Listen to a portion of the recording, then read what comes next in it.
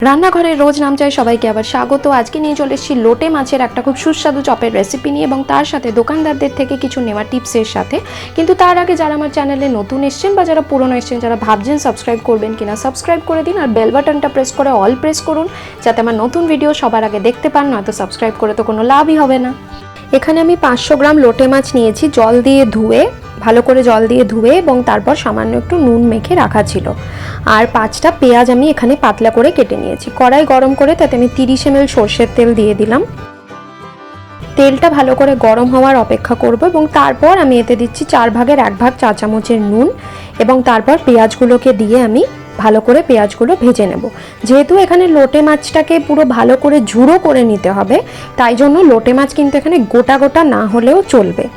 আর এই রেসিপিতে কোনো কাটা ছাড়ানোরও কোনো ঝামেলা নেই, কাটা সমেতই এটাকে রান্না করব, সেটা আপনারা দেখতেই পারবেন। তো এখানে পেঁয়াজগুলোকে ভালো করে আমি আগে ভেজে নেব 2 থেকে 3 মিনিট।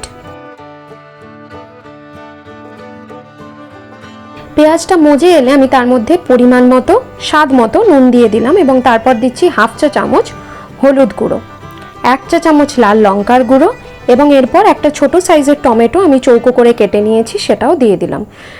সাধারণত যে কোনো চপের রেসিপিতে সবজিগুলোকে যদি কুচিয়ে নেন তাহলে সেটাতে অনেক বেশি ভালো হয়। এরপর আমি এখানে দিচ্ছি 1 চা চামচ আদা বাটা ও 1 টেবিল চামচ রসুন বাটা। রসুনটা আদার থেকে বেশি দেবেন। সবজিগুলো এখানে হালকা ভাজা হয়ে গেলে আমি এরপর এর মধ্যে দিয়ে দিচ্ছি কয়েকটা চিনির দানা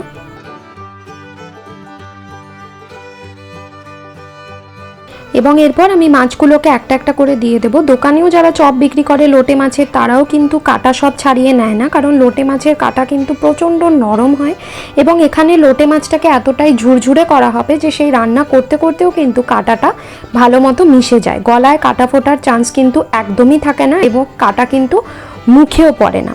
এবং লোটে মাছের কাটায় প্রচুর পুষ্টি গুণও রয়েছে, তাই জন্য আমি এখানে কোনো কাটা ফেলিনি। এটাকে যখন আমরা রান্না করব, ভালো করে একদম মাখা মাখা হবে, তখন কাটাটা কিন্তু এমনি সব কিছুর সঙ্গে মিশে যাবে। তো এখানে দেখুন কাটাটা, মাছটা কিন্তু অনেকটাই জল ছাড়তে আরম্ভ করে দিয়েছে।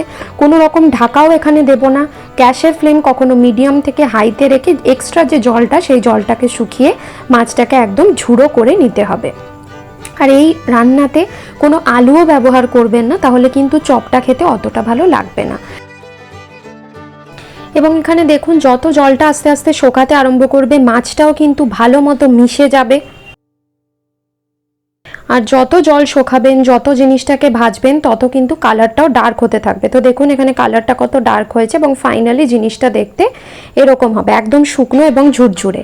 এবং তারপর আমি দিচ্ছি 4 ভাগের 1 ভাগ চা চামচের গরম মশলা। আপনাদের যদি ধনেপাতা ভালো লাগে আপনারা সেটাও দিতে পারেন এবং পুরটা কিন্তু রেডি হয়ে গেল। এরপর কোটিংটা বানানোর জন্য আমি এখানে একটা ডিম নিয়েছি, তার মধ্যে দিয়ে দিলাম 4 ভাগের 1 ভাগ চা চামচের নুন আর 4 ভাগের 1 ভাগ চা চামচের গোলমরিচ গুঁড়ো দিয়ে ভালো করে ডিমটাকে ফেটিয়ে নেব। এবং এরপর এই যে এখানে দেখুন লোটে মাছের পুরটা, এটাকে আমি অল্প হাতে একটু নিয়েছি। আপনারা যে কোনো রকম আকারে বানাতে পারেন, চাপটা, লম্বা, ফিঙ্গারের মতো যে কোনো রকম বানাতে পারেন। তো আমি এখানে সামান্য একটু পুর নিয়েছি। এটাকে প্রথমে আমি ব্রেড ক্রাম্বস দিয়ে কোট করব। ব্রেড ক্রাম্বস দিয়ে কোট করার পর এটাকে একবার ডিমে চোবাবো এবং তারপর আবার ব্রেড ক্রাম্বস দিয়ে কোট করব। এখানে কিন্তু আমি ডাবল কোট করলাম। আপনারা ডাবল কোট 3টে কোটও করতে পারেন, কিন্তু কখনো সিঙ্গেল কোট করবেন না, তাতে কিন্তু অত ভালো হবে না। মিনিমাম ডাবল কোট তো করতেই হবে। এবং তারপর জিনিসটাকে আমি হাত দিয়ে চেপে দিলাম এবং তারপর দেখুন এরকম একটা ফ্ল্যাট আকারের হয়েছে।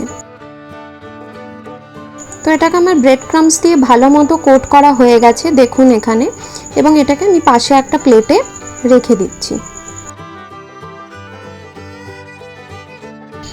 আর এইভাবে আমি বাকি পুরটা দিয়েও বানিয়ে নেব।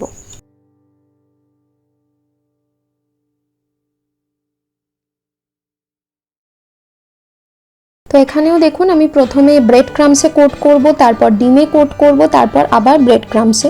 এবং আপনারা যদি আরও বেশি লেয়ার করতে চান, সেটাকে আবার ডিমে কোট করে আবার ব্রেড ক্রাম্বসেই এসে কিন্তু শেষ করবেন। ডিম দিয়ে কোটিং কখনো শেষ করবেন না, সবসময় ব্রেড ক্রাম্বস দিয়েই শেষ করতে হবে।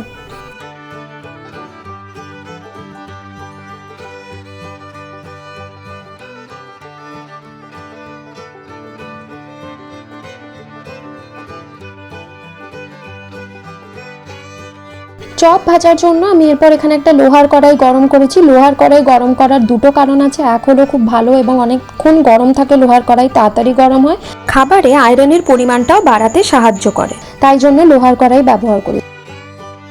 তো কড়াই গরম করে আমি ডিপ ফ্রাই করার জন্য পরিমাণ মতো সাদা তেল দিয়েছি এবং তারপর আমি একটা একটা করে চপ ভেজে নেব। ভাজতে বেশিক্ষণ টাইম লাগবে না, ভেতরের পুরটা যেহেতু অলরেডি আমার রান্না করাই আছে, জাস্ট বাইরের কোটিংটা ফ্রাই হতে হবে। চপ কখনো লো ফ্লেমে ভাজবেন না, সবসময় মিডিয়াম থেকে হাই ফ্লেমে ভাজবেন এবং যতক্ষণ না অবধি গোল্ডেন ব্রাউন কালার হচ্ছে, এই কালারটা হচ্ছে, ততক্ষণ ভাজতে হবে।